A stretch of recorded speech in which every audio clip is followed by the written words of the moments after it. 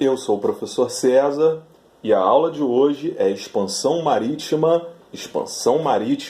ibérica, a expansão marítima e comercial por Portugal e Espanha, onde os países da Europa se lançam aos mares para resolver suas crises econômicas e conquistar novas possessões para enriquecerem.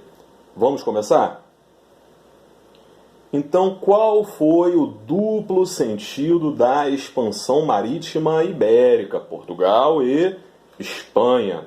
A principal dela, quebrar o monopólio italiano das especiarias das Índias, produtos esses só fornecidos pelos italianos.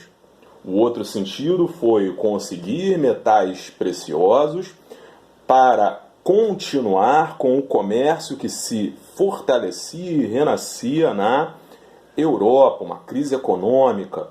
E também nós podemos citar a Igreja Católica, que começou a perder fiéis com o protestantismo, o luteranismo, o calvinismo, e perder aí também contribuintes. Então, passaria aí a ter mais fiéis. Então, esses impérios ibéricos, eles dividem o mundo entre si e fazem tratados para organizar essa divisão. Portugal e Espanha são as principais potências do mundo. Então, Portugal e Espanha são pioneiros na expansão marítima, principalmente Portugal. O principal tratado que divide o mundo é o Tratado de Tordesilhas. Portugal ficou com metade do Brasil, quase todo o continente africano e quase toda a Ásia. A Espanha ficou com o oeste do continente americano e um pequeno pedaço da Ásia. Na época, a Espanha sai na frente e logo se tornaria uma potência. Sobre as navegações ibéricas, nós podemos falar das navegações portuguesas. A primeira grande conquista de Portugal é a conquista de Ceuta, um importante centro comercial na África. Também o navegador Gil Eanes conquista o litoral africano, estabelecendo aí um contato comercial para o comércio de escravos, marfim e ouro. Um ponto importante das navegações portuguesas foi a travessia do Cabo das Tormentas, no qual o caminho para as Índias ficaria livre, ou seja, o caminho para as especiarias.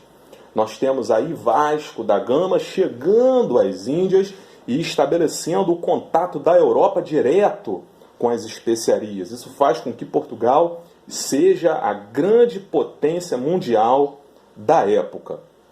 E nós temos um fato importantíssimo para a nossa história, que é o descobrimento do Brasil. Pedro Álvares, ele passa no Brasil, toma posse do território para Portugal e, o mais importante para Portugal, estabelece o domínio português na Índia, ou seja, Portugal conquista diretamente fontes de especiarias. Sobre as navegações ibéricas da Espanha, nós temos aí o famoso Cristóvão Colombo, que chega às Américas pensando que chegaria às Índias, né, às especiarias. Nós temos a circunnavegação por Fernão de Magalhães e Sebastião de Elcano, a volta ao mundo, né, navegando.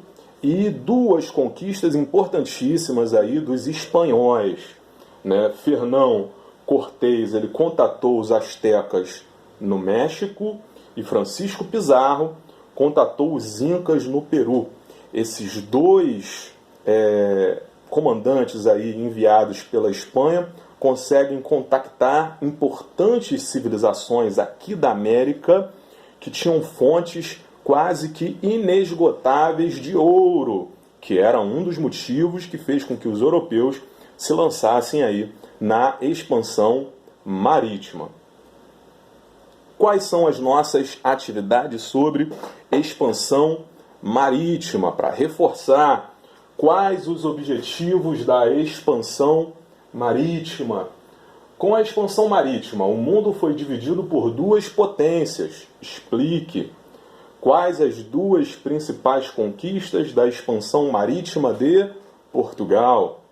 Qual a principal conquista da expansão marítima da Espanha? Pesquise o monopólio italiano no comércio medieval e explique a ação de Portugal na África durante a expansão marítima. Esse é o nosso conteúdo de expansão marítima. Nós nos encontramos no WhatsApp para dar continuidade ao aprendizado, ao crescimento em conhecimento. Até lá!